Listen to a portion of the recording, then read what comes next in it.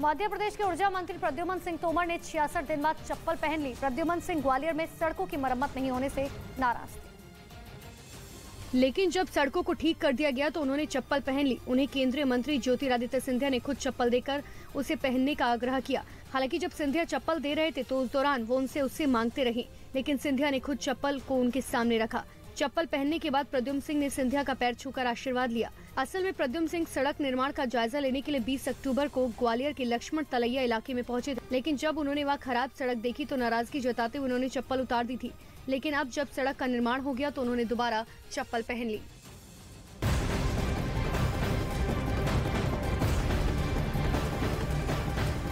तमिलनाडु के मदुरै में बड़ा सड़क हादसा हुआ, जहां एक कार दुर्घटनाग्रस्त हो गई, जिसके बाद घायलों को नजदीक के सरकारी अस्पताल में भर्ती कराया गया।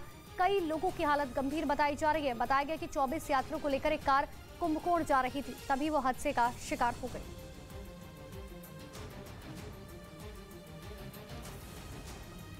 बिहार के पूर्णिया में सड़क की खराब हालत की वजह से 2 सड़क हादसे में 3 लोगों की मौत हुई, 2 लोग घायल हो गए। बिहार के पूर्णिया में 2 अलग अलग सड़क हादसे में 3 लोगों की मौत हो गई, जबकि 2 लोग घायल हो गए। पहला हादसा बायसी थाना इलाके में हुआ, जहां एक आदमी की तेज रफ्तार मोटरसाइकिल से टक्कर हो गई। इस हादसे में मोटरसाइकिल सवार समेत 2 लोगों की मौत हो गई, जबकि एक आदमी गंभीर रूप से घायल हो गया। दूसरा हादसा हरिरामपुर इलाके में हुआ, जहाँ एक बस ने ऑटो रिक्शा को टक्कर मार दी। हादसे में ऑटो ड्राइवर की मौत हो गई, वहीं ड्राइवर के पास बैठा आदमी बुरी तरह से जख्मी हो गया। दोनों घायलों को पूर्णिया के जिला अस्पताल में भर्ती कराया गया, जहां उनका इलाज जारी है। बताया गया कि पूर्णिया में आने वाले नेशनल हाईवे 31 की हालत बहुत खराब है, जिसकी वजह से आए दिन यहां सड़क हादसे होते रहते हैं। वहीं प्रशासन की तरफ से लंबे समय से हाईवे का काम अधूरा छोड़ रखा है, जिसकी वजह से खतरा और बढ़ गया। ऐसे में अब मृतकों के परिजनों ने मुआवजे की मांग की है। उत्तर प्रदेश के कानपुर में कबाड़ की कई दुकानों में लगी आग से हड़कंप मच गया। आग को बुझाने के लिए दमकल की कई गाड़ियों को लगाना पड़ा, लेकिन इसके बावजूद उस पर काबू पाना आसान नहीं था। शुरुआत में एक दुकान में लगी आग धीरे धीरे भड़क गई और आसपास की दुकानों को अपनी चपेट में ले लिया, जिसके बाद वहां ऊंची ऊंची लपटों का कब्जा हो गया।